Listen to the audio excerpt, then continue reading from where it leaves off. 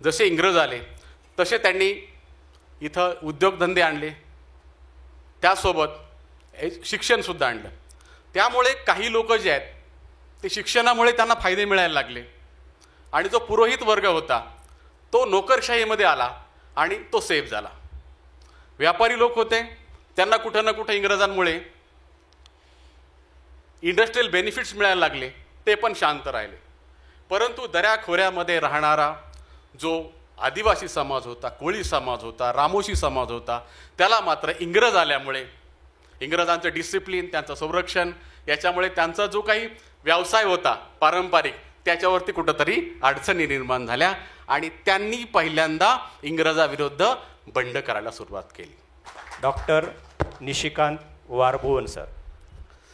महात्मा ज्योतिराव फुले व डॉक्टर बाबासाहेब आंबेडकर बहुजन बुद्धिवादी जयंती समिती 2024 आणि क्रांतीसूर्य महात्मा ज्योतिराव फुले सार्वजनिक जयंती उत्सव समिती यांनी आयोजित केलेल्या आजच्या कार्यक्रमासाठी जमलेले सर्व मान्यवर, आदरणीय सर्व महापुरुष, आदरणीय विचारमंच, या कार्यक्रमाचे अध्यक्ष डॉक्टर अशोकजी नारनावरे सर, जयंती उत्सव समितीचे अध्यक्ष ज्यांनी आपल्या भारदार आवाजाने थोड्या वेळ वातावरणामध्ये एक जोश निर्माण केला, असे श्रीकांत मुद्दे सर, त्याचबरोबर विचारमंचावरती स्थानापन्न झालेले बालाजी गाडेकर सर, भरत काळे सर, जी गायकवाड सर, अर्जुन जाधव सर, ज्यांनी माझ्यासारख्या एका नवख्या माणसाला संधी दिली.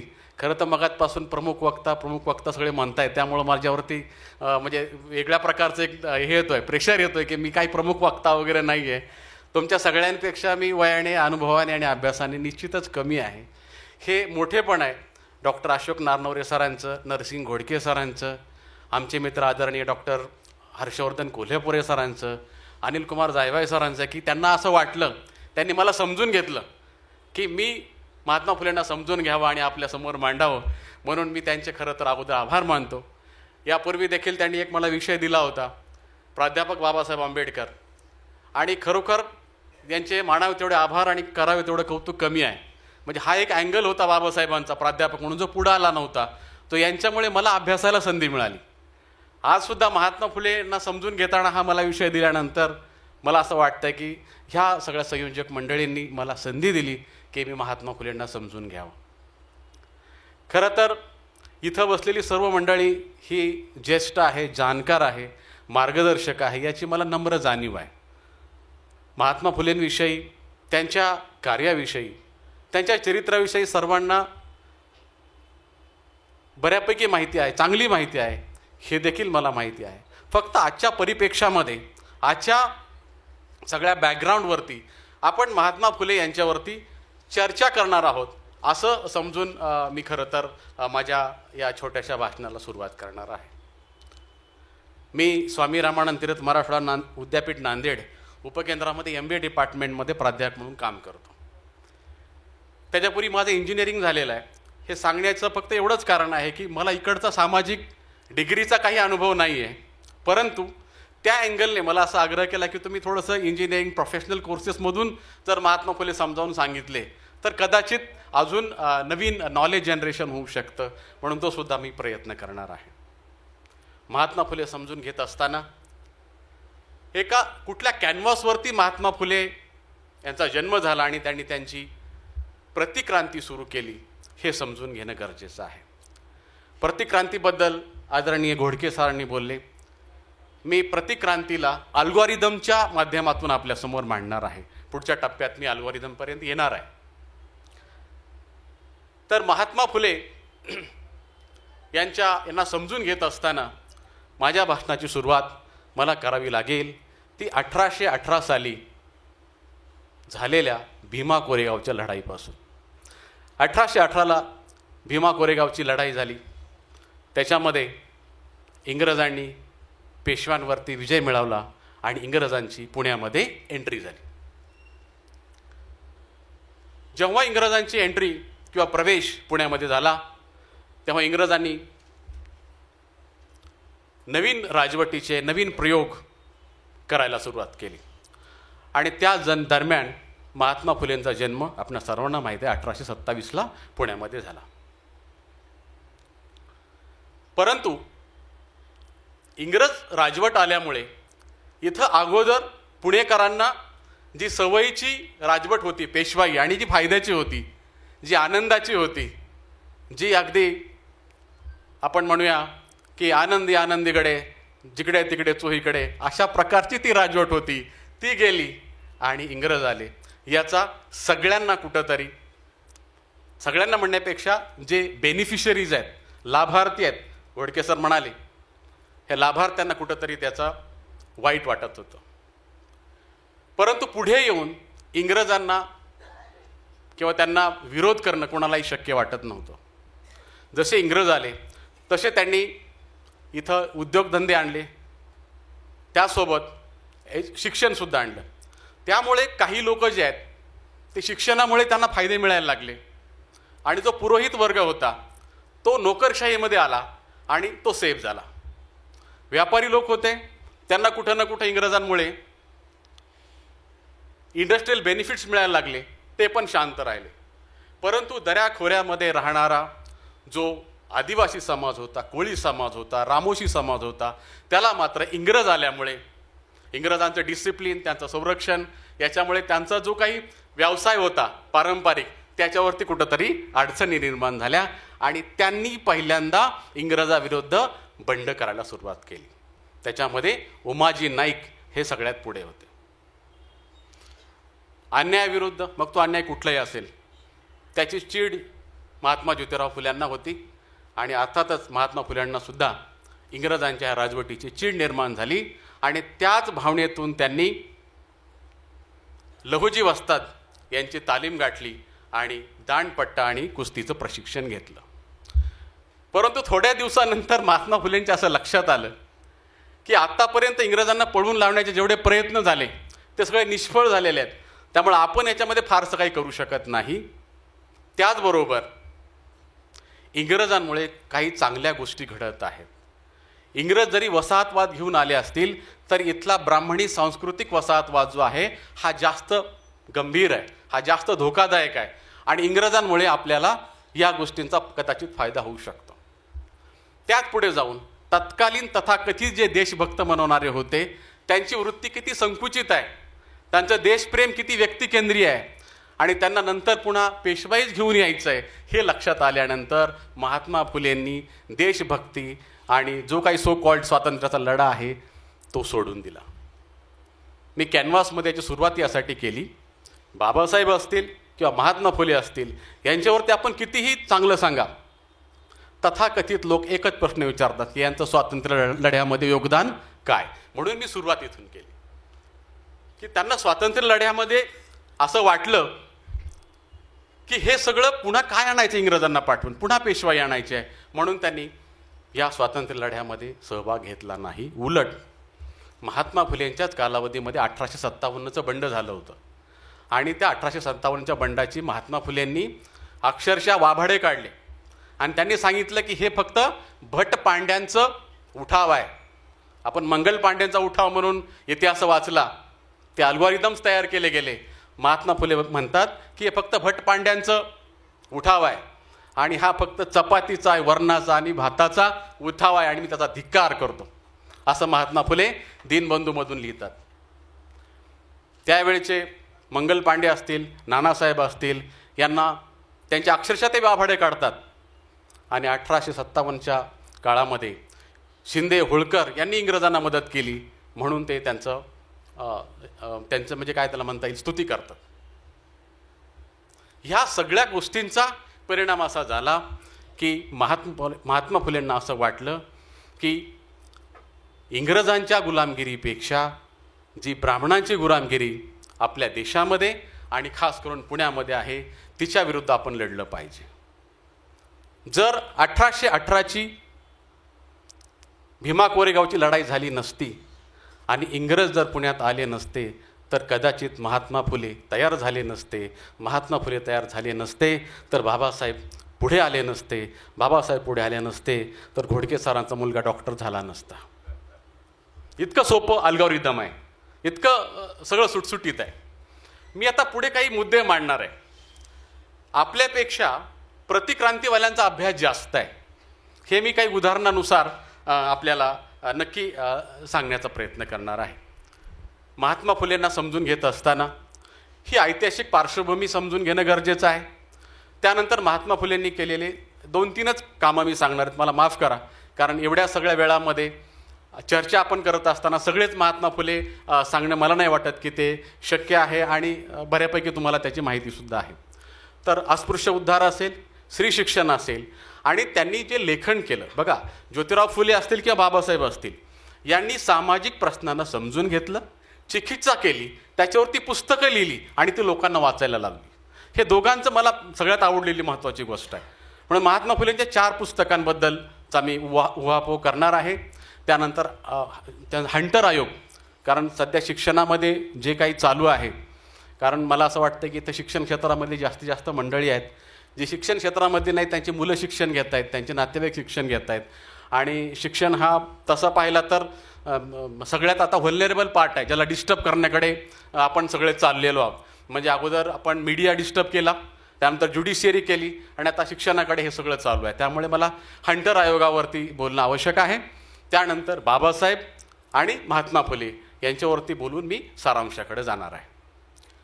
अस्पृश्य उद्धाराचं जे कार्य महात्मा फुलेंनी हाताशी घेतलं, ते घेत असताना त्यांच्या असं लक्षात आलं की भारतामध्ये ब्राह्मणी जो सांस्कृतिक वसाहतवाद आहे तो इंग्रजांच्या वसाहतवादापेक्षा गंभीर आहे. महात्मा फुले, आपल्या सर्वांना माहितीच आहे की खडकीमध्ये जे इंग्रजांच्या वसाहती होत्या ते त्यांच्या आत्या कामाला जात होत्या, आणि त्यांच्यासोबत महात्मा फुले त्या आत्यासोबत कामाला जात होते, म्हणजे सोबत जात होते. आणि तेव्हा तिथल्या ब्रिटिश मुलांना ते पाहत होते, त्यांच्यासोबत थोडं इंग्लिश वाचायला बोलायला ते शिकले. आणि तिथले जे ब्रिटिश अधिकारी होते यांच्या सहवासाने त्यांना जे ब्रिटिश लिटरेचर वाचायला मिळालं, त्यातून त्यांच्या असं लक्षात आलं की अमेरिकेमध्ये किंवा युरोपामध्ये निग्रो किंवा जे काळे लोक आहेत त्यांचा फार मोठा संघर्ष इतिहासामध्ये झालेला आहे. निग्रोची चळवळ ही फार मोठी होती, आणि त्याला थॉमस पेन सारख्या लोकांनी लढा दिला, आणि निग्रोच्या चळवळीला पुढं घेऊन निग्रोंची किंवा गुलामाची सुटका केली. ह्या गोष्टी त्यांच्या कानावरती पडत होत्या. आणि मग ते ह्या गोष्टीचे कंपॅरिझन, तुलना भारतातल्या जातीवादाशी करत होते. परंतु त्यांना कुठेतरी असं वाटत होतं की निग्रोंचा प्रश्न हा आंतरराष्ट्रीय स्तरावरती गेलेला आहे, परंतु अस्पृश्यांचा, अनटचेबलचा प्रश्न मात्र अजून राज्य लेवलला सुद्धा गेलेला नाही. आणि म्हणून त्यांनी याच्यावरती काम करायला सुरुवात केली. अस्पृश्य उद्धाराचं काम करत असताना त्यांनी सांगितलं की चातुर्वर्ण व्यवस्थेमध्ये शूद्र आणि अतिशूद्र असे खालचे 2 भाग आहेत. मला माफ करा, महात्मा फुलेंचा विषय असेल, बाबासाहेबांचा विषय असेल, ज्यांनी सामाजिक न्यायाची, जाती अंताची मांडणी केली, त्यांच्यावरती बोलत असताना आपल्याला काही जातींचे उल्लेख करावे लागतात, कारण त्याशिवाय ती अपरिहार्यता आहे. त्याशिवाय जाती अंताची किंवा क्रांती प्रतिक्रांतीची परिभाषा आपल्याला मांडता येणार नाही. कारण मला माहिती आहे की इथं आलेला जो ऑडियन्स आहे हा सर्वसमावेशक आहे, आणि त्यासाठी मी खरं तर संयोजन समितीचं अभिनंदन केलं पाहिजे की सगळे जे त्याला काय म्हणायचं, सगळ्यांना एकत्र घेऊन येणं हे सध्या खूप मोठं चॅलेंज आहे. प्रत्येकाच्या व्हॉट्सॲप ग्रुपमध्ये जसे ऑफिशियल ग्रुप आहेत, मित्रांचे ग्रुप आहेत, तसे आपापल्या जातींचे सुद्धा ग्रुप आहेत, आणि हे ग्रुप आता अधिक घट्ट होत चाललेत. आणि अशा काळामध्ये तुम्ही ह्या ग्रुपमध्ये पसरलेल्या, विखुरलेल्या लोकांना एका फुले शाहू आंबेडकरी ग्रुपमध्ये घेऊन आलात, याची मला नम्र जाणीव आहे. परंतु काही जातींचे उल्लेख होऊ शकतात. तर महात्मा फुले यांनी सुरुवात सवर्णांपासून केलेली नाही आहे. ते असं म्हणतायत की महाराष्ट्रामधले, भारतामधले जे शूद्र आहेत, म्हणजे जे ओबीसीज आहेत, म्हणजे सुतार असतील, लोहार असतील, कुंभार असतील, सोनार असतील, शिंपी असतील, यांच्यामध्ये आणि अतिशूद्र म्हणजे अस्पृश्य, त्याला आपण महार, मांग, चर्मकार, मातंग अशा पद्धतीने म्हणतो, यांच्यामध्ये फार मोठी दरी निर्माण केलेली आहे. कुणी निर्माण केलेली आहे? ब्राह्मणांनी केलेली आहे. जरी ते दोघंही शूद्र असतील तरी एक जे आहेत ते टचेबल शूद्र आहेत आणि एक जे आहेत ते अनटचेबल शूद्र आहेत. बाबासाहेब सुद्धा पुढे तशीच मांडणी करतात, टचेबल शूद्र आणि अनटचेबल शूद्र, म्हणजे स्पृश्य शूद्र आणि अस्पृश्य शूद्र आहेत, दोघंही शूद्र.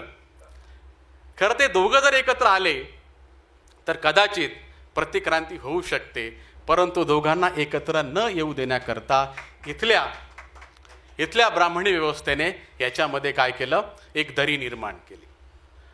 आणि दरी निर्माण करत असताना सांगितलं शूद्रांना की तुम्ही जे अतिशूद्र आहेत, म्हणजे तुम्ही शूद्रत आहेत पण तुम्ही टचेबल शूद्र आहेत, तुम्ही अनटचेबल शूद्रांना हात लावायचा नाही, स्पर्श करायचा नाही, जर स्पर्श केला तर विटाळ होतो. आणि अशा पद्धतीनं त्यांच्यामध्ये एक आपण उच्च असण्याची भावना निर्माण केली. आणि भारतीय समाजामध्ये आपण कुणाच्या खाली आहोत यापेक्षा आपण कुणाच्या तरी वर आहोत ही भावना खूप महत्त्वाची आहे. याच्यामध्ये दलित साहित्याचे मला वाटतं दया पवार, त्यांचं खरं नाव दगडू पवार, दया पवार असं सांगतात की त्यांच्या गावामध्ये महारवाड्यामध्ये काही लोक यायची, त्याला रायरन म्हणतात, ते उंटावरून यायचे आणि त्यांचं एकच काम होतं की गावामधले जे महार समाजाची लोक आहेत त्यांचं मनोरंजन करायचं. आणि त्यांची अजून एक गोष्ट होती की ते फक्त भाकरी महारवाड्यामध्ये मागायची, बाकीकडे मागायचे नाहीत. म्हणजे तिथं जे महार लोक आहेत त्यांना कुठेतरी मोठेपणा वाटायचं की आपल्या खाली तरी कुणीतरी आहे आणि आपण अख्ख्या गावची भाकरी मागतो परंतु आपल्याला कुणीतरी भाकरी मागतोय, ही भावना अगदी म्हणजे तुमच्या कक्षा रुंदावणारी आणि उंचावणारी आहे असं दया पवार म्हणतात. तर तीच भावना इथं ही तर शूद्र तर अजून वर आले, म्हणजे अतिशूद्राच्या वर आले, ही भावना जी आहे ते ब्राह्मणांनी ओबीसींच्या मनामध्ये निर्माण केली. आणि म्हणून महात्मा फुले अगदी बेंबीच्या देठापासून सांगतात की हे जे अतिशूद्र आहेत आणि शूद्र आहेत ते पूर्वी एकच होते. ह्या अतिशूद्रांनी ब्राह्मणांना जास्त विरोध केला म्हणून ब्राह्मणांनी त्यांना अतिशूद्र घोषित केलं आणि तुमच्यापासून दूर केलं. अगदी महात्मा फुलेंच्या भाषेतच सांगायचं झालं तर ते सांगतात हे महार आणि मांग तुम्हासाठी परके नाहीत, हे तुमचेच आहेत, हे तुमचेच भाऊ आहेत, तुम्ही त्यांच्यासोबत राहिलं पाहिजे. परंतु ब्राह्मणी जो त्याला काय म्हणता येईल आपल्याला पगडा इतका मोठा होता की हे मान्य करायला कोणी तयार नव्हतं. नंतरच्या काळामध्ये जेव्हा आजूबाजूच्या परिस्थितीकडे पाहतो तेव्हा असं माझ्या कुठंतरी लक्षात येतं की शूद्र आणि अतिशूद्र यांच्यामधली जी दरी आहे ती जास्त रुंदावण्यासाठी कशा पद्धतीने प्रयत्न झाले त्याबद्दल माझं एक स्वतःचं एक निरीक्षण आहे. ते बरोबर असेल चूक असेल ते तुम्ही ठरवा, तुम्ही सांगा. जर बरोबर असेल तर ॲक्सेप्ट करा, बरोबर नसेल तर आपण म्हणजे मी माझी चूक मान्य करायला तयार आहे. तर ब्राह्मणी धर्माने ओबीसी मधल्या काही निवडक जाती ज्या आहेत त्यांना असं सांगितलं, उदाहरणार्थ सोनार एक ओबीसी मधली जात आहे, त्यांना असं सांगितलं की तुम्ही देवाचे दागिने घडवता, तुम्ही देव तयार करता, सोन्याचे देव, चांदीचे देव, म्हणून तुमचं नातं डायरेक्ट कुणाशी आहे, देवाशी आहे आणि तुम्ही मोठे आहात. त्यासाठी देवासोबत रिलेशनशिप असणाऱ्या माणसांनी अतिशूद्रांपासून दूर राहिलं पाहिजे. म्हणून सोनार असतील यांच्यामध्ये शिवता शिवत विटाळ ह्या प्रकार खूप जास्त आहे, ते जाणवंसुद्धा घालतात. म्हणजे याच्यामध्ये अपवाद असतील किंवा मी कुठल्याही जातीवरती आकस बाळगत नाही आहे, फक्त कशा पद्धतीनं मांडणी आणि कशा पद्धतीने एक सोशो इकॉनॉमिक स्ट्रक्चर ब्राह्मणी व्यवस्थेनं तयार केलं त्याच्याबद्दलच मी फक्त सांगत आहे. सुतार समाजाला सांगितलं की तुम्ही देवघर बनवता लाकडाचं, देवाचा प्रत्यक्ष घरच तुम्ही बनवता, देवाच्या काही लाकडी मूर्त्या तुम्ही बनवता, म्हणून तुमचं डायरेक्ट नातं कुणाशी आहे, देवाशी आहे. म्हणून तुम्ही सुद्धा ह्या अतिशूद्रापासून दूर राहिलं पाहिजे.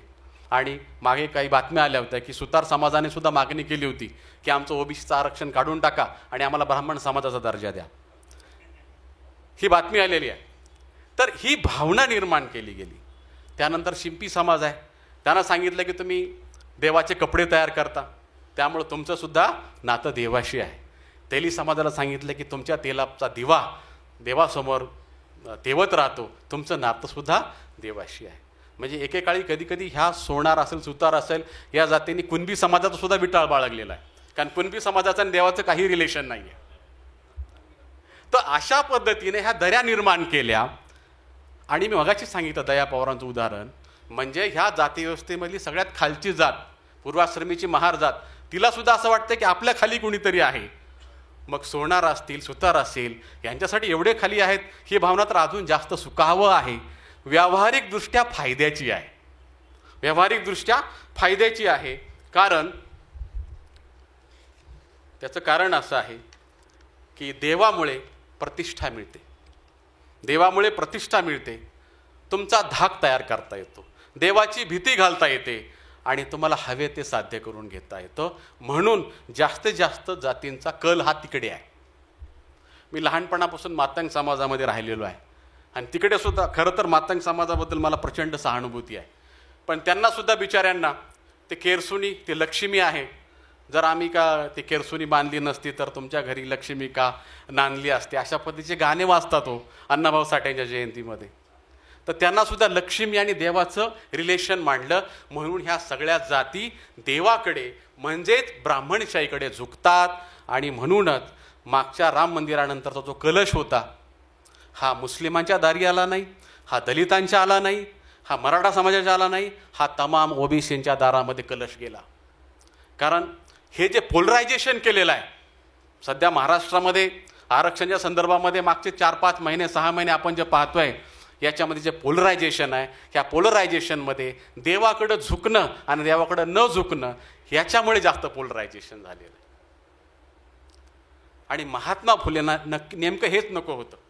मागच्या आरक्षणाच्या लढाईमध्ये खरं तर ह्याही गटाला आणि त्याही गटाला सगळ्यात सोयीस्कर आणि सगळ्यात आदर्श माणूस कोण होता हो? फक्त आणि फक्त महात्मा फुले. कारण महात्मा फुलेंनी कुणबी, माळी, साळी, ओबीसी, महार, मांग या सगळ्यांचं हित साधलं आणि सगळ्यांसाठी एक पुस्तक लिहिलं आहे. परंतु या दोन्हीही गटांनी महात्मा फुलेंचा साधा उल्लेखही केला नाही. आणि म्हणून आज या निमित्तानं आपल्याला महात्मा फुले समजून घेणं गरजेचं आहे. ह्या कॅनव्हासवरती, ह्या बॅकग्राऊंडवरती आपल्याला महात्मा फुलेंना समजून घेणं गरजेचं आहे.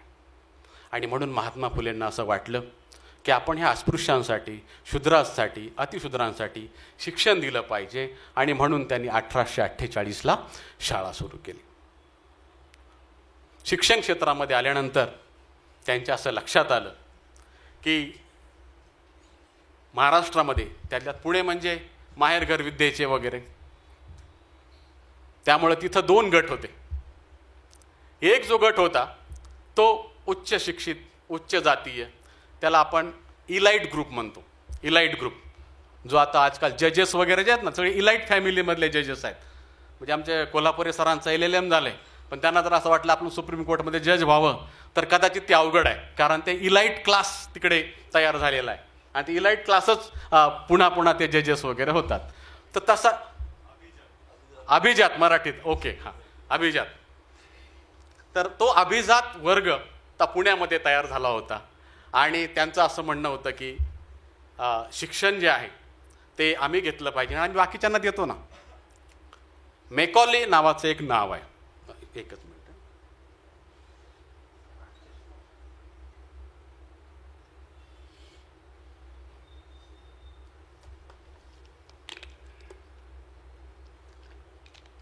काही व्हॉट्सॲप ग्रुप्स आहेत आणि काही ऑफिशियल व्हॉट्सॲप ग्रुप्स असतात. त्या ऑफिशियल व्हॉट्सॲप ग्रुपवरचे एक विचारवंत नेहमी केकाटत राहतात. कोण केकाटतं हे तुम्हाला माहिती आहे.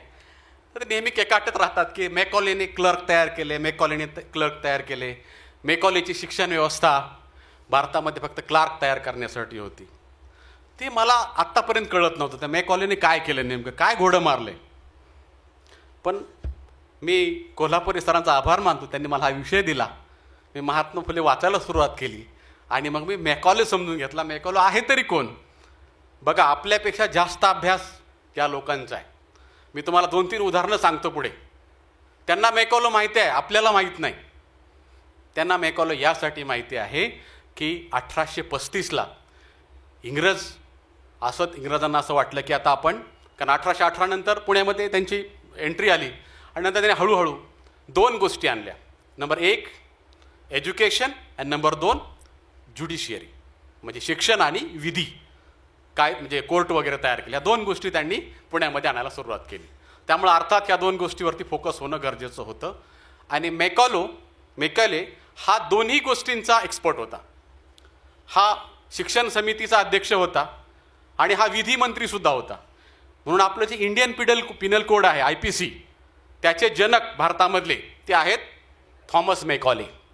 इंडियन पिनल कोड त्याची सुद्धा यांना अडचण आहे. भारतीय दंड संहितेचं आता नाव केलेलं आहे भारतीय न्याय संहिता 2023. भारतीय न्याय संहिता म्हणजे त्यांना दंड काढून टाकला आणि न्याय घुसवला आणि फक्त पिनल कोडचे नंबर बदलले. 420ला 320 केलं, 320ला 420 केलं. आणि मेकॉलेच्या पुढं अजूनही भारतातले जे बुद्धिवंत आहेत सो कॉल्ड आत्ताचे ते पुढे जाऊ शकले नाही. फक्त त्यांना मेकॉलेचं अस्तित्व नष्ट करायचं आहे. कारण मेकॉलेने इंडियन पिनल कोड तेव्हा सांगितले भारतामध्ये कुठल्या कुठल्या पद्धतीचे गुन्हे होऊ शकतात आणि त्या सगळ्या गुन्ह्याची नोंद केली. कोडिफाईड लॉ त्याला म्हणतो आपण. मेकॉलेच्या अगोदर भारतामध्ये कोडिफाईड लॉ नव्हता. आणि हिंदू समाजाचं दुर्दैव आहे आतापर्यंत हिंदू समाज जो आहे तो मनुस्मृतीप्रमाणे धर्मशास्त्राप्रमाणे चालला आणि नंतर मुस्लिम लॉ प्रमाणे अनेक वर्ष चालला. मुस्लिम लॉ इंग्रजांनी मग जेव्हा मेकॉले आला तेव्हा त्याने इंडियन पिनल कोड भारताला दिला. सगळे गुन्हे कोडिफाय केले आणि मग ती कलम तयार केली. म्हणून त्यांनी आता त्या न्यायदंड संहिता म्हणजे इंडियन पिनल कोड न्यायदंड जो आहे त्याला बदलून त्याला न्याय संहिता असं नाव दिलेलं आहे. फक्त नाव दिलेलं आहे आणि कलम खालची वरची खाली. म्हणजे हे सगळे नावं बदलण्यामध्ये ते माहीर आहेत. मी नवोदय विद्यालयाचा विद्यार्थी आहे. त्याचं नाव आता PM श्री केलं आहे आणि नवोदय विद्यालयाचे फंड्स बंद करून टाकले आणि शासन विचारतं तुमचं आउटपुट सांगा. विद्यार्थ्यांचं शिक्षणाचं आउटपुट तुम्ही फुलपट्टी लावून मोजू शकत नाही. You cannot measure. म्हणजे 2+2=4 एज्युकेशनमध्ये होऊ शकत नाही. फक्त नावं बदलणे. त्याने मेकॉलेचं सुद्धा तेच केलं. मी मूळ मुद्द्याकडे येतो. मेकॉलेची नेमकी अडचण काय.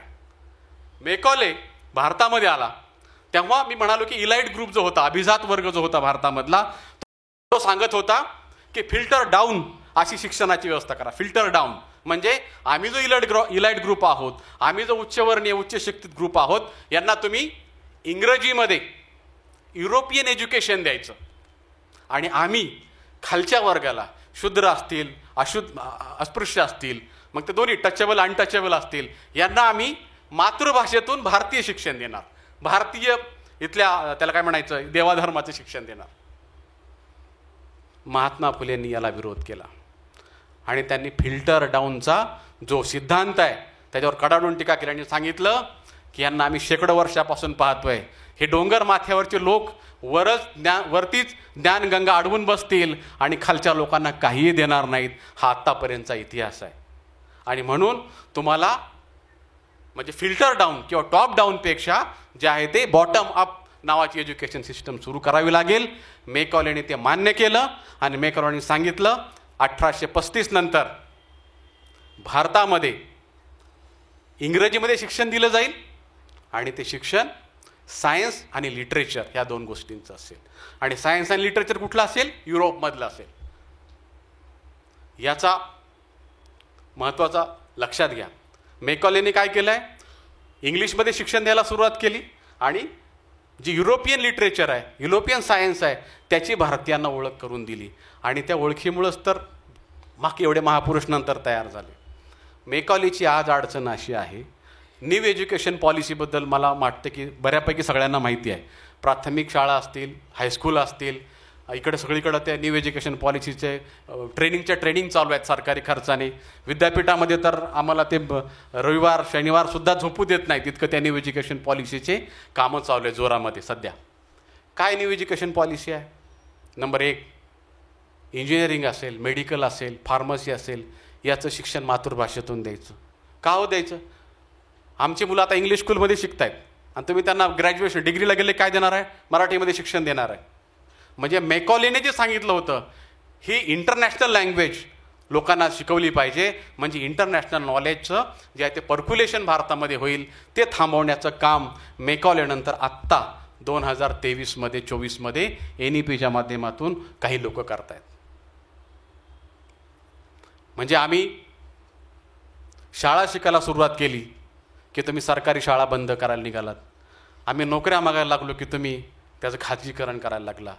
आम्ही प्रोफेशनल शिक्षण घ्यायला लागलो MBA असेल इंजिनिअरिंग असेल की तुम्ही त्याचं मराठीकरण करायला लागलं. तर ही खरी मेकॉलेची अडचण आहे.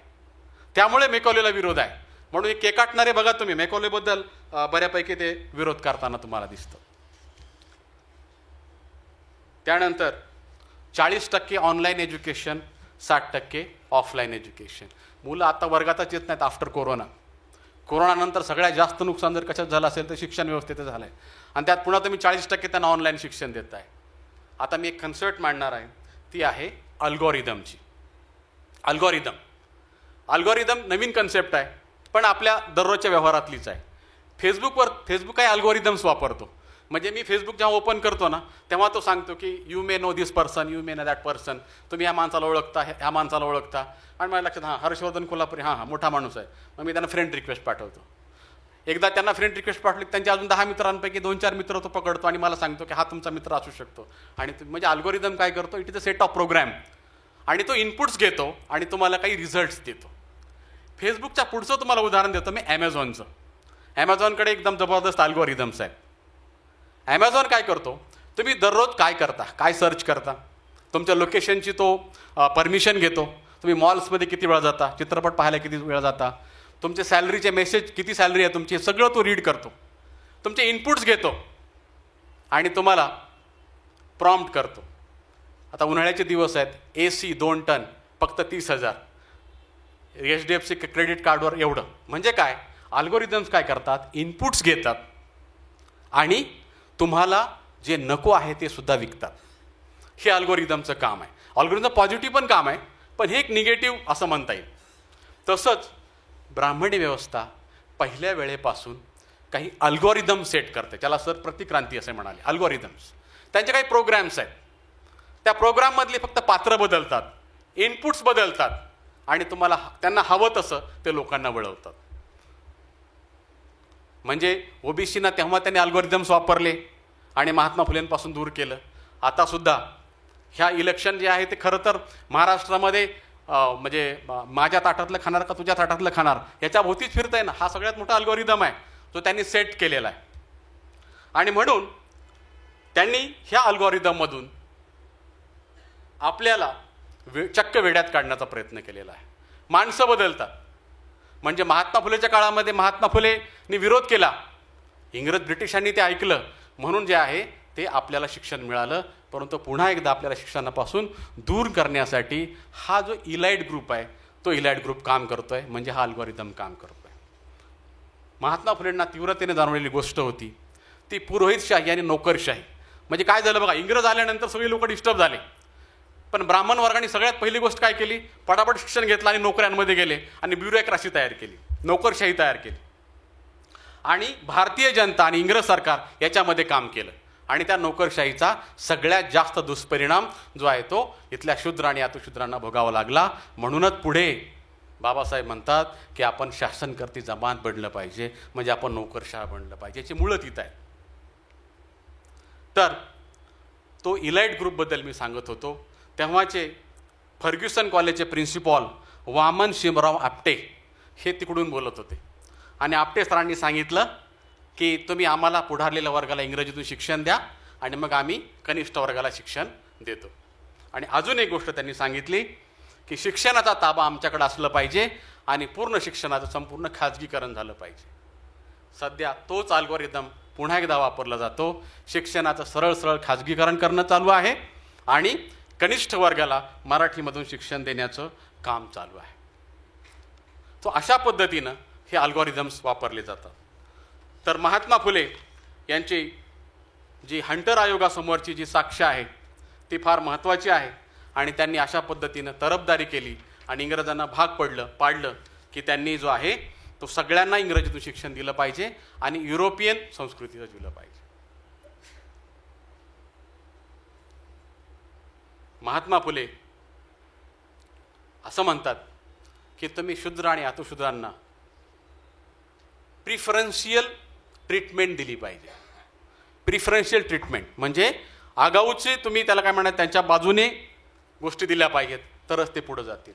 आर्टिकल 15 मध्ये बाबासाहेब ह्या गोष्टींची आठवण ठेवतात आणि स्पेशल प्रिव्हिलेज फॉर इक्वॅलिटी देतात. ही महात्मा फुलेंनी पहिल्यांदा मागणी केली आहे. म्हणजे महात्मा फुलेंच्या ज्या प्राथमिक शिक्षणाचा आग्रह असेल, त्यानंतर विद्येविना मती गेली या विषयांकडे मी खरं तर जाणारच नाही, कारण तुम्हाला ते सगळं माहिती आहे. इव्हन सावित्रीबाईबद्दल सुद्धा मला आज बोलायचं नाही आहे. म्हणजे मी सावित्रीबाईंची माफी मागतो खरं तर त्यासाठी, कारण हा सगळा इतिहास तुम्हाला माहिती आहे. मला फक्त या अल्गोरिदम्स आणि या क्रांती प्रतिक्रांतीवरती बोलायचं आहे. आणि म्हणून अशा पद्धतीने खालच्या समाजाला पक्षपाती वागणूक देऊ नये म्हणून स्पेशल प्रिव्हिलेज देण्याची मागणी महात्मा फुल्यांनी तेव्हा केली. आता महात्मा फुलेंच्या 4 पुस्तकांबद्दल मी बोलणार आहे. त्यांनी भरपूर लेखन केलं आहे, अगदी शिवाजी महाराजांच्या पोवाड्यापासून. परंतु 4 पुस्तकं: ब्राह्मणाचे कसब 1869, गुलामगिरी, त्यानंतर शेतकऱ्यांचा असूड आणि सार्वजनिक सत्यधर्म. ब्राह्मणाच्या कसबमध्ये हे पहिलं पुस्तक आहे महात्मा फुलेंचं. आणि त्यात ते सांगतात की तत्कालीन ब्राह्मणांनी समाजात जात आणि जातीभेदाच्या भिंती उभ्या केल्या. त्याचे मी तुम्हाला उदाहरणं सांगितले. थोडक्यात त्यांनी माणसांना बौद्धिकदृष्ट्या गुलाम केलं, मानसिकदृष्ट्या गुलाम केलं. आणि हेच ते अल्गोरिदम्स आहेत जे आपले इनपुट्स घेतात आणि आपल्याला नको असलेल्या गोष्टी विकतात, नको असलेल्या गोष्टी करायला भाग पाडतात. इवन स्वामी विवेकानंद सुद्धा असं म्हणतात की जेव्हा जेव्हा ब्राह्मणांनी काहीतरी लिहायला घेतलं तेव्हा त्यांनी दुसऱ्याचे हक्क आणि अधिकार हिरावून घेतलेले आहेत आणि स्वतःचा मोठेपणा तिथं दाखवलेला आहे. अगदी स्त्रियांच्या बाबतीत सुद्धा महात्मा फुले असं म्हणतात की ह्या जगामधले सर्व धर्मग्रंथ हे पुरुषांनी लिहिलेले आहेत आणि त्यांनी स्त्रियांना अतिशय हीन वागणूक दिलेली आहे सगळ्या धर्मांनी. खरं तर स्त्री ही जगामध्ये सर्वात श्रेष्ठ आहे, कारण निसर्गाचा नियम हे प्रेम आहे आणि प्रेमाचं प्रत्येक हे अपत्य आहे आणि अपत्य देण्याची जी नैसर्गिक वरदान आहे ते फक्त स्त्रीला मिळालेलं आहे. आणि म्हणून महात्मा फुले स्त्रीच्या मागे उभे राहतात. स्त्री शिक्षणासाठी पुढाकार घेतात, विधवा विवाहासाठी पुढाकार घेतात. आपल्याला माहीत आहे एका ब्राह्मण विधवा स्त्रीच्या पोटी जन्मलेल्या मुलाला फुले दाम्पत्य दत्तक घेतं आणि त्याचं नाव यशवंत ठेवतं. बाबासाहेब देखील पुढे त्यांच्या मुलाचं नाव यशवंत ठेवतात. हे आपले अल्गोरिदम्स आहेत. हे अल्गोरिदम्स आपण समजून घेणं गरजेचं आहे. त्यांचे अल्गोरिदम्स ते मेकॉलीसोबत लावतात, त्यांचे अल्गोरिदम्स ते मनुस्मृतीसोबत लावतात. आपण आपले अल्गोरिदम्स अशा पद्धतीनं सेट केले पाहिजे. कोल्हापुरे सर लॉचे विद्यार्थी आहेत. प्रत्येक विषय असू द्या, इंडियन पिनल कोड असू द्या, इन्शुरन्स असू द्या, history of Indian penal code, history of insurance म्हटलं की त्यात मनुचं नाव येतं. I don't know why. मनुस्मृतीचं नाव येतं की ह्याची मुळं मनुस्मृतीमध्ये आहेत. आत्ताही 2024च्या अभ्यासक्रमामध्ये लॉचं कोणत्याही विषयाचं पुस्तक घ्या तुम्ही, त्याच्यामध्ये सांगते की ह्याची मुळं कुठं आहेत? मनुस्मृतीमध्ये. इन्शुरन्सचा आणि मनुस्मृतीचा काय संबंध आहे सर? इन्शुरन्स कधी आला? जेव्हा इंग्रज वेगवेगळ्या देशामध्ये व्यापार करायला जायला लागले तेव्हा त्यांची जहाजं बुडायची आणि जर एखाद्या व्यापाऱ्याचं जहाज बुडालं तर त्याचं अख्खं आयुष्य बर्बाद व्हायचं. म्हणून सगळे व्यापारी एकत्र आले आणि त्यांनी ठरवलं की आपण वर्गणी करूया अगोदर आणि ज्याचं कोणाचं नुकसान होईल त्याला आपण ती मदत करूया. इथून इंग्रजांनी इन्शुरन्सचा जन्म दिलेला आहे. आपल्याकडे तर समुद्र पार करणं हे पाप होतं, मग इन्शुरन्सचा काही संबंध आहे का? तरीसुद्धा तुम्ही मायनिणीचं कोणतंही पुस्तक घ्या इन्शुरन्सचे आत्ताचे, त्याच्यामुळं ते याच्यामध्ये मनुस्मृतीमध्ये आणतात. हा सांस्कृतिक दहशतवाद आहे, हे स्लो पॉयझनिंग आहे, हे अल्गोरिदम्स आहेत. त्यामुळं आपण आपले अल्गोरिदम सेट केले पाहिजेत. आपले अल्गोरिदम आहेत फुले शाहू आंबेडकर. आपलं अल्गोरिदम आहे स्वातंत्र्य, समता आणि बंधुत्व. आपले अल्गोरिदम आहे भारतीय संविधान. तर आपण आपले अल्गोरिदम कधी सेट करणार आहेत? त्यांनी ऑलरेडी सेट केलेले आहेत. त्याला जर आपल्याला काउंटर करायचं असेल तर आपण आपले अल्गोरिदम्स, आपले प्रोग्राम्स तयार केले पाहिजेत आणि प्रोग्राम्स असं तुम्हाला मला एकत्र घेऊन येतील. आणि म्हणून ब्राह्मणाचे कसबमध्ये महात्मा फुलेंनी ब्राह्मणांचं जे स्किल आहे कसब आणि त्यांनी कशा लोकांना फसवलं याच्याबद्दल लेखन केलं. याच्यामधला महत्त्वाचा मुद्दा असा आहे की हे पुस्तक महात्मा फुलेंनी कुणाला अर्पण केलं आहे? ह्या देशातल्या कुणबी, माळी, महार, मांग या तमाम अस्पृश्य वर्गास त्यांनी हे पुस्तक अर्पण केलेलं आहे. याच पुस्तकाच्या धर्तीवरती बाबासाहेब साधारणतः 250 वर्षानंतर एक पुस्तक लिहितात, हू वेअर द शूद्राज, आणि हे पुस्तक ते महात्मा फुलेंना अर्पण करतात. आणि हे अर्पण करत असताना ते महात्मा फुलेंना सांगतात की हा सगळ्यात महान पुरुष आहे ह्या जगामधला. त्यात बाबासाहेब आंबेडकरांना 1959ला अण्णाभाऊ साठे फकीरा कादंबरीमधून त्यांच्या झुंजार नेकलीला ते प्रसिद्ध म्हणजे अर्पण करतात. आणि अण्णाभाऊ साठे फकीरा कादंबरी कुणाबद्दल लिहितात?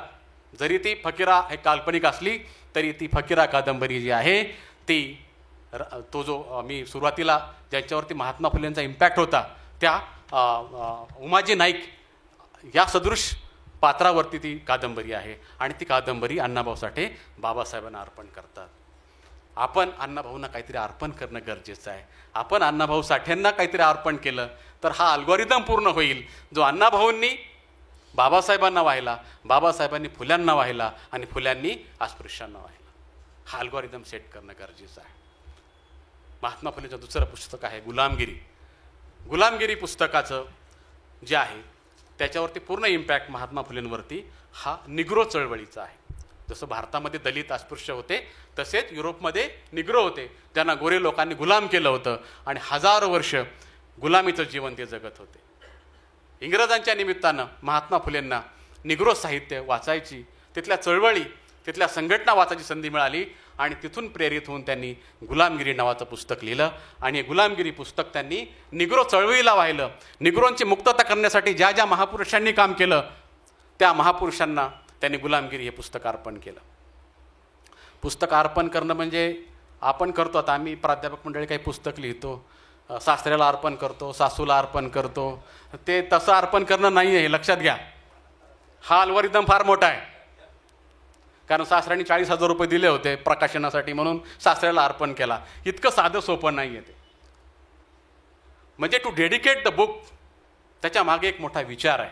आणि मग त्यांनी हे सगळं जो पुस्तक आहे गुलामगिरी नावाचं हे निग्रो चळवळीला अर्पण केलं आणि निग्रोप्रमाणेच भारतामधल्या ब्राह्मणांनी सुद्धा अस्पृश्यांना मुक्त केलं पाहिजे अशा पद्धतीची भावना त्यांनी निर्माण केली. पुढे बाबासाहेब सुद्धा जेव्हा 1913 ते 1916 या दरम्यान कोलंबा युनिव्हर्सिटीमध्ये शिकतात तेव्हा तिथल्या निग्रो मित्रांशी ते गप्पा करतात. तेव्हा त्यांच्या असं लक्षात येतं की 1913ला सुद्धा बाबासाहेब भारतीय असून त्यांना कोलंबिया युनिव्हर्सिटीमध्ये शिकता येतं, परंतु निग्रो हे अमेरिकन असून सुद्धा त्यांना कोलंबिया युनिव्हर्सिटीमध्ये शिकता येत नाही. आणि बाबासाहेब त्या निग्रो मित्राला प्रश्न विचारतात की ते काहीतरी संविधान तयार झालं आहे तुमचं, गुलामगिरीतून तुमचं मुक्तता केली आहे, मग तुम्हाला शिक्षणाची का संधी नाही? तर तो मित्र म्हणतो की ह्या सगळ्या गोष्टी कागदावर आहेत. म्हणजे महात्मा फुलेंनी निग्रोची काळजी केली, बाबासाहेबांनी सुद्धा निग्रोची काळजी केली. त्याच्या पुढे जाऊन निग्रो चळवळीचे अभ्यासक ज्येष्ठ शिक्षणतज्ञ डॉक्टर बोईस यांच्या नेतृत्वाखाली अमेरिकेमध्ये निग्रो चळवळीच्या लोकांनी त्यांचे प्रश्न सोडवण्यासाठी युनोमध्ये एक याचिका दाखल केली आणि बाबासाहेबांच्या कानावर आला. आणि बाबासाहेबांच्या असं लक्षात आलं की निग्रो चळवळीचा आधार आणि ते प्रेरणा महात्मा फुलेंनी घेतली आहे, म्हणून आपलं हे काम बनतं की आपण निग्रो चळवळीमध्ये काहीतरी हातभार लावला पाहिजे. आणि बाबासाहेब डॉक्टर बोईस यांना पत्र लिहितात आणि सांगतात की निग्रो चळवळीसाठी जर मला काही करता आलं तर तुम्ही निश्चित सांगा. आणि निग्रो चळवळीसोबतच अस्पृश्यांची चळवळसुद्धा आपल्याला पुढे न्यायची आहे. कारण आपल्या सगळ्याला माहिती आहे निग्रो चळवळ ही इंटरनॅशनल लेवलवरती पोचलेली आहे, परंतु अस्पृश्यांची चळवळ इंटरनॅशनल लेवलवरती आजही पोचलेली नाही आहे. आणि म्हणून बाबासाहेब निग्रो चळवळ, निग्रो मोमेंट आणि दलित मोमेंटला एकत्र आणण्याचा प्रयत्न डॉक्टर बोईस यांच्या माध्यमातून करतात आणि महात्मा फुलेंचा जो अल्गोरिदम आहे, जी नाळ आहे, ते पुढे घेऊन जाण्याचा प्रयत्न करतात. बाबासाहेबांनंतर दलित पॅन्थरची स्थापना होते, ती सुद्धा तिथल्या ब्लॅक पॅन्थर म्हणजे निग्रो चळवळीवरतीच होते. त्याच्या पुढे जाऊन जेव्हा नेल्सन मंडेला 1990मध्ये भारतामध्ये येणार होते तेव्हा तत्कालीन मुख्यमंत्री शरद पवार यांना ही गोष्ट समजली आणि त्यांच्या असं लक्षात आलं की ज्या महात्मा फुलेंनी आयुष्यभर निग्रोंपासून प्रेरणा घेतली आणि अस्पृश्यांसाठी काम केलं, त्या निग्रो चळवळीचे जे मोठे नेते आहेत नेल्सन मंडेला ते भारतामध्ये येत आहेत, तेव्हा आपण गुलामगिरी नावाचं जे पुस्तक आहे त्याचं इंग्रजीमध्ये रूपांतर करू आणि ते नेल्सन मंडेलाला भेट देऊ. आणि त्यावेळेचे कोल्हापूर विद्यापीठाचे कुलगुरू प्रोफेसर पी जी पाटील यांना त्यांनी सांगितलं, त्यांनी गुलामगिरीचं इंग्रजीमध्ये रूपांतर केलं. पण दुर्दैवाने नेल्सन मंडेला मुंबईमध्ये आले नाही, त्यांचा कार्यक्रम रद्द झाला, पण ते पुस्तक नेल्सन मंडेला देता आलं नाही. ही नाळ महत्त्वाची आहे. जेव्हा बराक ओबामा 2010मध्ये भारतामध्ये आले, जेव्हा त्यांना ही गोष्ट कळली की महात्मा फुले नावाच्या माणसाने निग्रो चळवळीवरती गुलामगिरी नावाचं पुस्तक अर्पण केलं होतं, तेव्हा त्यांनी महात्मा फुलेला सलाम केला. पुढच्या काळामध्ये स्वामी रामानंद तीर्थ मराठवाडा विद्यापीठाचे पहिले कुलगुरू आदरणीय डॉक्टर जनार्दन वाघमारे सर हे निग्रो साहित्यावरती PhD करतात. हे वाचल्यानंतर माझ्या असं लक्षात येतं की ही फुले शाहू आंबेडकरांची खरी नाळ आहे आणि त्यासाठी ह्या लोकांनी काम केलं. पुढच्या काळामध्ये वाघमारे सरांनी मराठवाड्याच्या उच्च शिक्षणाचं नेतृत्व केलं. आज उच्च शिक्षणाची अवस्था प्रचंड वाईट आहे, त्याबद्दल मी बोलू नये. ह्या उच्च शिक्षणाच्या प्रचंड वाईट अवस्थेला जर कोणी कारणीभूत असेल तर ही सगळी मंडळी कारणीभूत आहे जी प्रतिक्रांती किंवा ह्या सगळ्या गोष्टी करतायत. JNU सारख्या महत्त्वाच्या संस्थेवरचे कुलगुरू जे आहेत ते कुलगुरू इलिजिबल नसणारे कुलगुरू नेमतात आणि त्याच्यावर ते कुणीही बोलत नाही. तर ही सगळी वाईट अवस्था जी आहे ती एज्युकेशनमध्ये झालेली आहे. त्यानंतर महात्मा फुलेंचं दुसरं पुस्तक शेतकऱ्यांचा आसूड, त्यांनी 1883मध्ये सांगितलं की जोपर्यंत शेतीमालाला उत्पादन खर्चावर आधारित बाजारभाव मिळत नाही तोपर्यंत शेतीमध्ये सुधारणा होऊ शकत नाही. शेतकऱ्यांचं, कुणब्यांचं, माळ्यांचं, धनगरांचं सगळ्यांचं हित त्यांनी शेतकऱ्यांच्या आसूडमध्ये मांडलं आणि पूर्ण देशाचं लक्ष शेतकऱ्याच्या समस्येकडे वेधलं. आता बघा कनेक्शन्स कसे आहेत. शेतकऱ्याचं आसूड हे पुस्तक जेव्हा प्रकाशित करायचं होतं तेव्हा महात्मा फुलेंकडे खूप संपत्ती होती, मगाशीच सरांनी सांगितलं. परंतु ह्या माणसांनी जे आहे ना सगळी संपत्ती जी आहे ती पूर्ण समाजकार्यासाठी वाहिली आणि फक्त आपला चिरंतन विचार टिकवायचा आहे यासाठीच काम करत गेले. तर हे पुस्तक छापण्यासाठी त्यांच्याकडे पैसे नव्हते. त्यांचे एक मित्र मामा धामनसकर बडोदा संस्थानमध्ये काम करत होते. त्यांनी सयाजीराव गायकवाडांना ही गोष्ट सांगितली. सयाजीराव गायकवाडांनी महात्मा फुल्यांना बडोद्याला बोलवून घेतलं, शेतकऱ्याच्या आसूडची पूर्ण कथा ऐकली आणि प्रकाशनासाठी त्या काळी 1000 रुपये दिले. तर ही खरी ह्या लोकांची जी आहे ती नाळ आहे आणि त्यांनी ह्या सगळ्या लोकांना पुढं येण्यासाठी प्रयत्न केला. त्यानंतर सार्वजनिक सत्यधर्म नावाचं 1889ला महात्मा फुलेंनी पुस्तक लिहिलं आणि ज्याच्यामध्ये ब्राह्मण आणि देव आणि मनुष्य याच्यामध्ये ब्राह्मण हे दलालाचं काम करतात, एजंटचं काम करतायत. आपल्याला कुठल्याही एजंटची गरज नाही. जर तुम्हाला देवाला बोलायचं असेल, देवाला काही मागायचं असेल, तुम्ही डायरेक्ट त्याच्यासोबत संवाद साधू शकता. अशा पद्धतीची मांडणी आणि अशा पद्धतीची उभारणी त्यांनी सार्वजनिक सत्यधर्मामध्ये केले आणि सर्व साक्षी जगतपती त्याला नकोच मध्यस्थी अशा पद्धतीचं ब्रीदवाक्य त्यांनी सार्वजनिक सत्यधर्माचं मांडलं. योगायोग बघा, सार्वजनिक सत्यधर्म मी मगाशीच म्हणालो की महात्मा फुले असतील, बाबासाहेब असतील यांनी समाजातील प्रश्नांचा अभ्यास केला, समजून घेतलं, चिकित्सा केली, उत्तर शोधलं, पुस्तकं लिहिली आणि लोकांना वाचायला दिली. हे महत्त्वाचं आहे. मग सार्वजनिक सत्यधर्म याचंसुद्धा पुस्तक महात्मा फुल्यांनी लिहिलं. पण कधी लिहिलं? शेवटच्या वर्षाच्या काळामध्ये जेव्हा महात्मा फुलेंना पॅरालिसिसचा अटॅक आला होता, उजवा हात त्यांचा निकामी झाला होता. पूर्ण वर्षभरामध्ये डाव्या हाताने त्यांनी सार्वजनिक सत्यधर्म नावाचं पुस्तक लिहिलं आणि ते लोकांना उपलब्ध करून दिलं. मला बाबासाहेब आणि महात्मा फुले यांच्यामध्ये हाच खरं धागा वाटतो की बाबासाहेबांनी महात्मा फुलेंना गुरु मानलं. म्हणजे बाबासाहेबांसारखा उच्च विद्याविभूषित, Columbia university, London school of इकॉनॉमिक्समध्ये शिकलेला माणूस जर महात्मा फुलेंना गुरु मानत असेल तर महात्मा फुले किती उंचीचा माणूस असेल याची कल्पना आपल्याला येऊ शकते.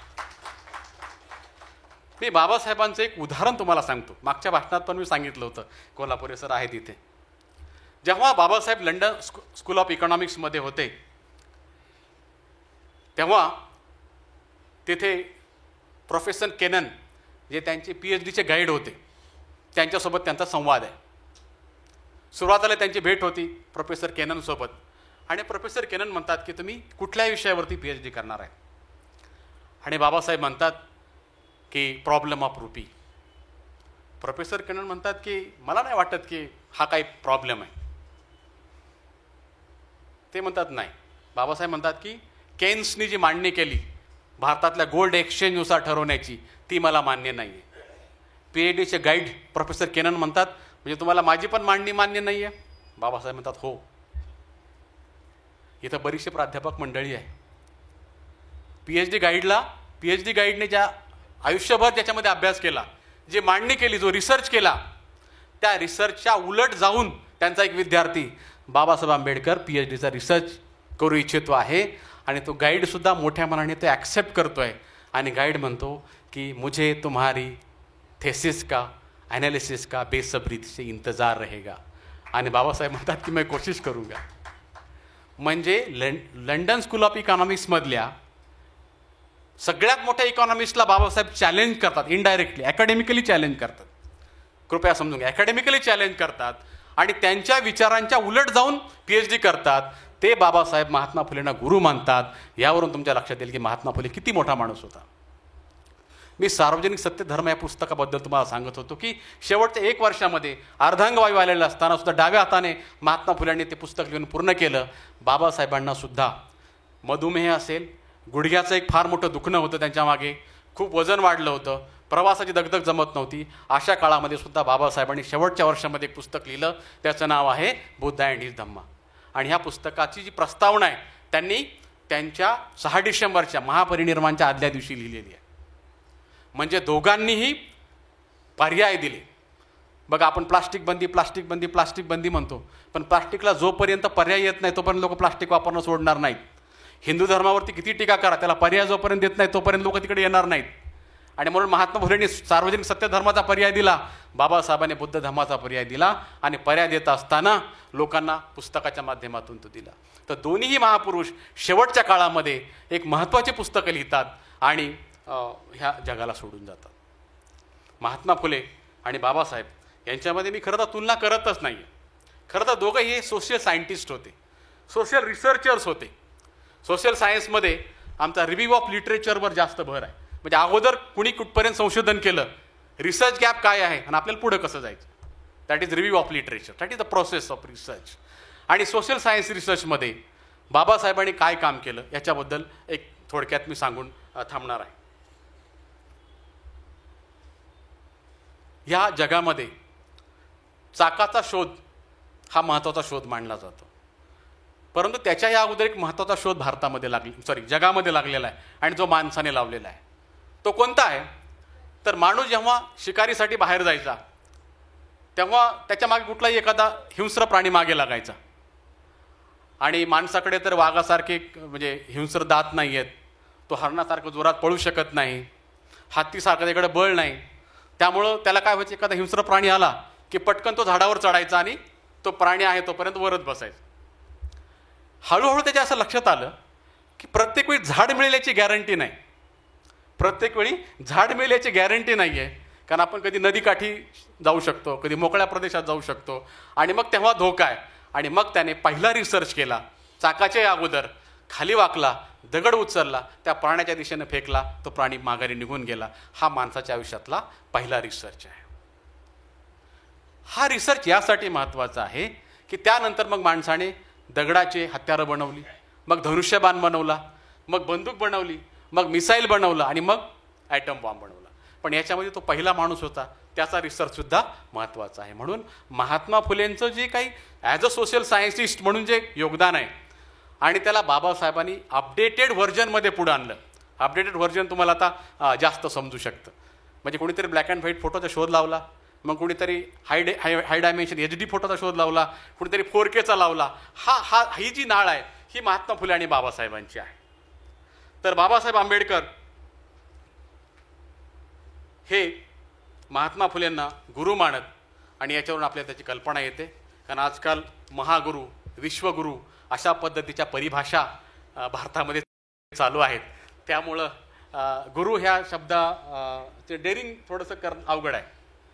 किंवा महात्मा फुले हे नामांकित बिल्डर होते असं म्हणायला धाडस होत नाही. बिल्डर लोकांचे आदर्श गोष्टी पाहिल्यानंतर तर महात्मा फुले नेशन बिल्डर होते असं म्हणून मग आपल्याला कुठेतरी पुढे जावं लागतं. म्हणून ह्या महागुरूंच्या, विश्वगुरूंच्या ह्या सगळ्या कोलाहलामध्ये हे गुरु शिष्याचं नातं सांगणं फार महत्त्वाचं मला वाटतं.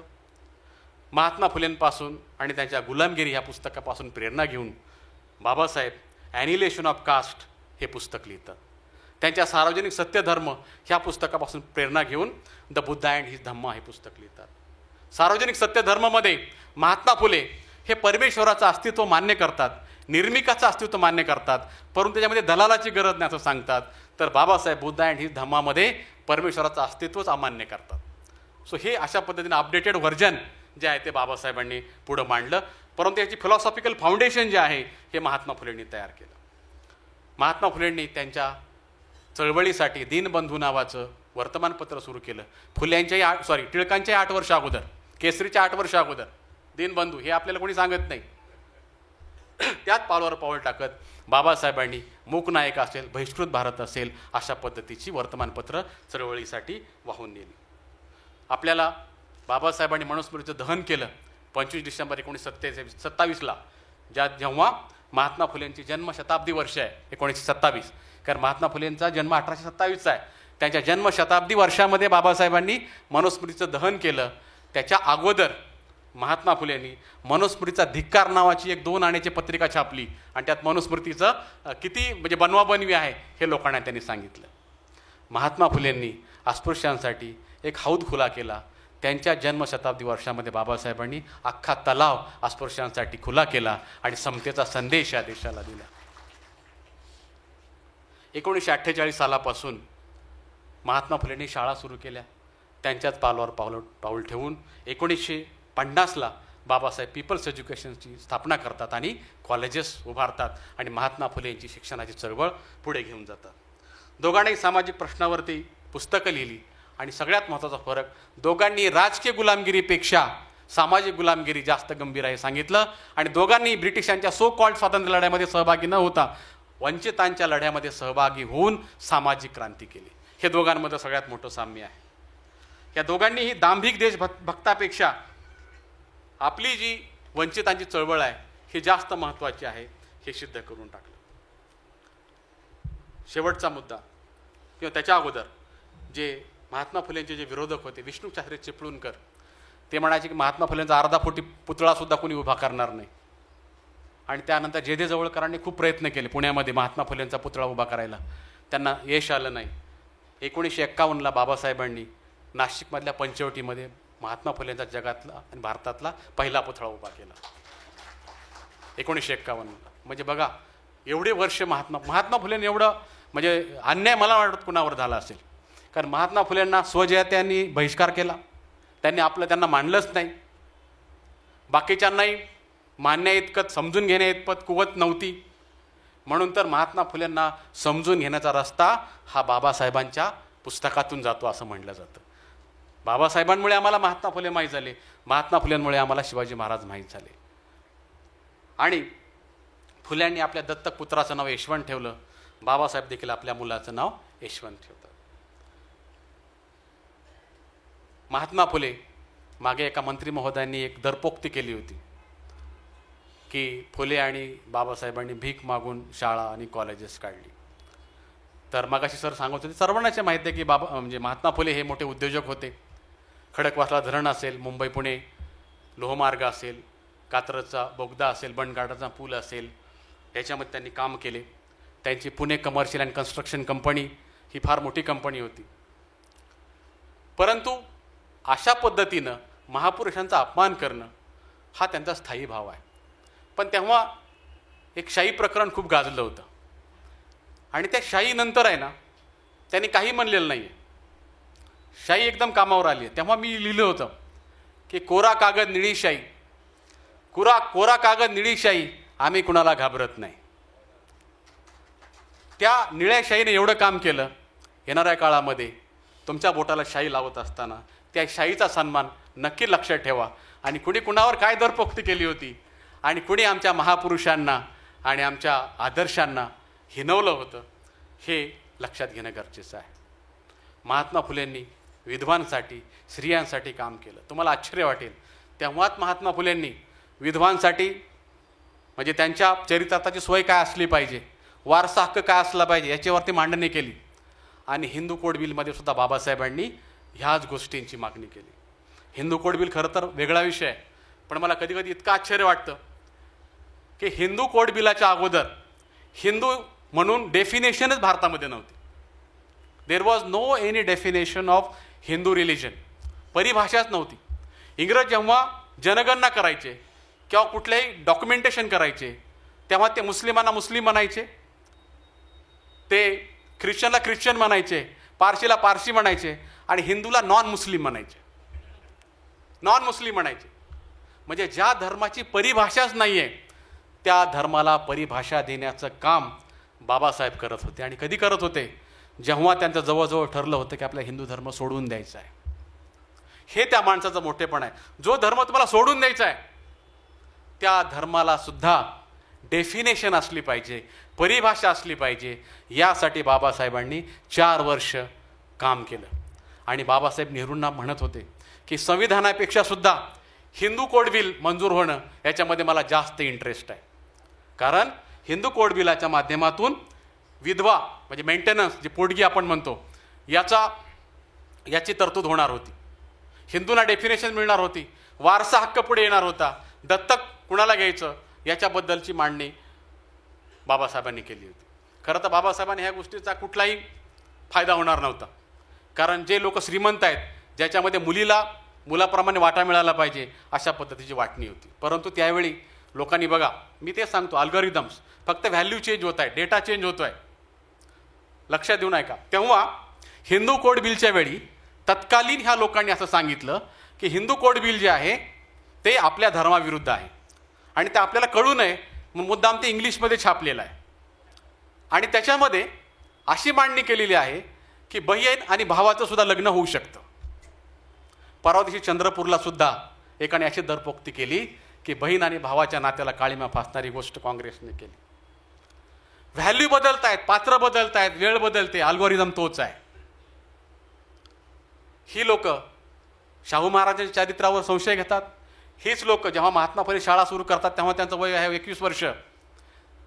महात्मा फुलेंनी सावित्रीबाईंना शिक्षिका का बनवलं त्याचं कारण हे आहे, 21 वर्षाच्या महात्मा फुलेंच्या चारित्र्यावरती संशय घेतला जातो म्हणून महात्मा फुले मुलींना शिकवण्यासाठी सावित्रीबाई फुलेंना शिक्षिका बनवतात. हा महत्त्वाचा भाग आहे. आजही एखाद्या चांगल्या माणसाला सगळ्यात पहिली सुरुवात कुठून होते? चारित्र्यापासून सुरुवात होते.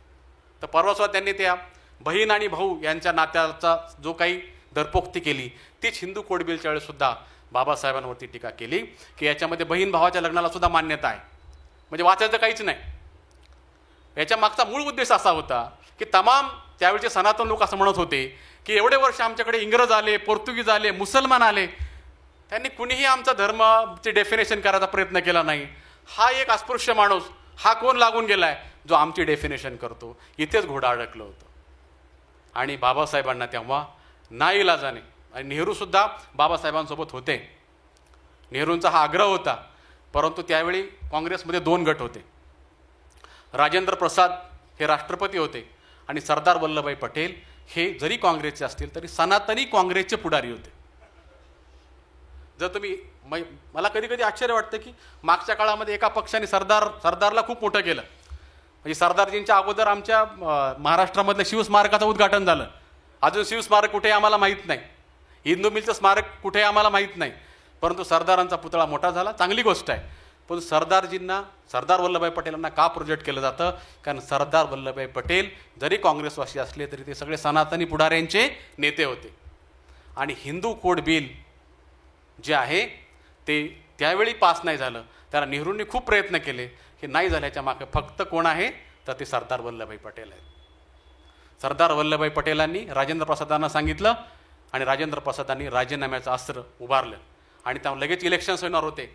आणि तेव्हा असा संदेश गेला असता की काँग्रेसमध्ये सुद्धा पंतप्रधान विरुद्ध राष्ट्रपती अशा पद्धतीची भूमिका आहे आणि पुन्हा काँग्रेसला इलेक्शन लढणं अवघड झालं असतं. म्हणून हिंदू कोड बिल नाकारण्यात आलं. परंतु हिंदू कोड बिलामध्ये बाबासाहेबांचा फक्त त्या स्त्रियांना न्याय देण्याचा प्रयत्न होता. मला बाबासाहेबांकडे पाहिल्यानंतर असं वाटतं की त्यांच्या आयुष्यामध्ये जेवढ्याही स्त्रिया आल्या त्या स्त्रियांनी बाबासाहेबांना खूप मदत केली, त्यांना घडवलं.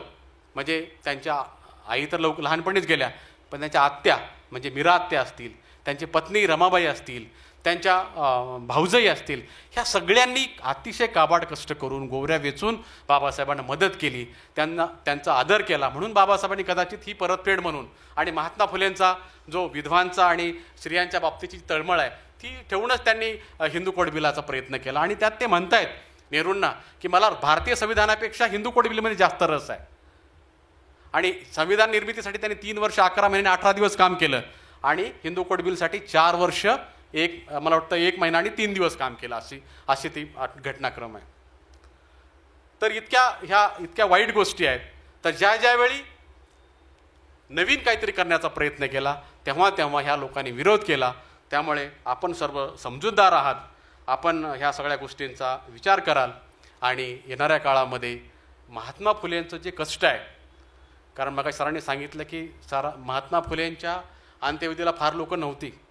महात्मा फुलेंची जी सुनबाई आहेत त्या बेवारस म्हणून मृत्युमुखी पावल्या. महानगरपालिकेने त्यांचे अंत्यविधी केला. म्हणजे हे त्यांचा जो त्याग आहे सगळा, हा त्याग जर आपल्याला परत घेऊन जायचा असेल तर येणाऱ्या काळात निश्चितपणे चांगला विचार केला पाहिजे. प्राथमिक शिक्षण सक्तीचं केलं पाहिजे, मोफत केलं पाहिजे. हे तेव्हा सांगणार आशिया खंडातला पहिला माणूस महात्मा फुले आहे. ते 2010 साली शासन करतं आणि 2023ला ते बंद करतं. RT, right to education. तर अशा प्रकारे संयोजन समितीने मला प्रमुख वक्ता नाही म्हणत, मी एक वक्ता म्हणून बोलवलं, माझ्यावरती विश्वास ठेवला आणि आपणसुद्धा घराच्या बाहेर पडून संविधान वाचवण्यासाठी इथं आला. तर त्या निमित्ताने मला असं म्हणता येईल की मंजिल मिलेगी भटक कर ही सही, मंजिल मिलेगी भटक कर ही सही, गुमराह तो वो है जो घर से निकले ही नहीं.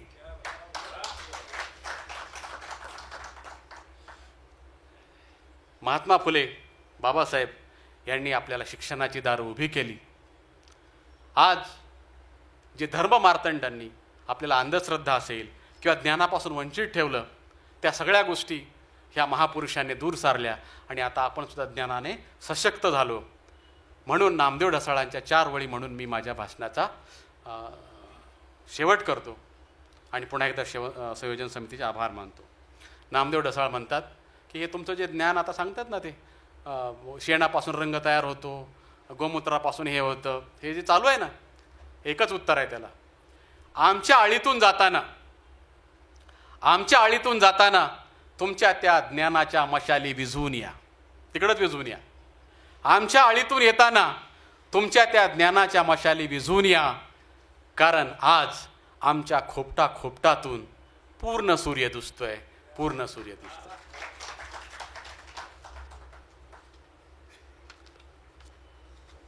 जर मी बोलताना माझे काही संदर्भ चुकले असतील तर कृपया मला माफ करा. आणि आपण मला संधी दिली, आपण सर्व माझ्यापेक्षा वयाने मोठे असताना सुद्धा आपण मला ऐकलत, याबद्दल मी आपले पुन्हा एकदा आभार मानतो आणि थांबतो. जय हिंद, जय महाराष्ट्र, जय भीम. धन्यवाद सर.